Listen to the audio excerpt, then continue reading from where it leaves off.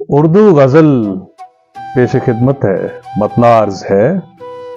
जब कमाई के लिए भी दिल जमी करनी पड़ी, जब कमाई के लिए भी दिल जमी करनी पड़ी, फिर मुझे अपनी मोहब्बत में कमी करनी पड़ी। दुश्मनों के हाथ बेचे पहले अपने सब चराग, दुश्मनों के हाथ बेचे पहले अपने सब चराग, फिर जलाकर ख्वाब अपने रोशनी करनी पड़ी। कांच का एक शहर था और कागजों के लोग थे, कांच का एक शहर था और कागजों के लोग थे। फिर मोहब्बत भी मुझे बस कागजी करनी पड़ी।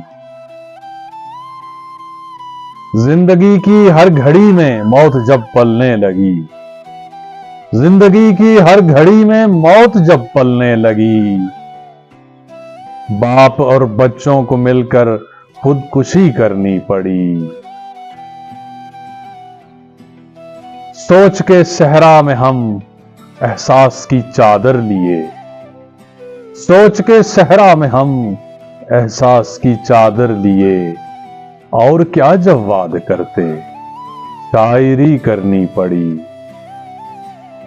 जब कमाई के लिए भी दिल जमी करनी पड़ी, फिर मुझे अपनी मोहब्बत में कमी करनी पड़ी।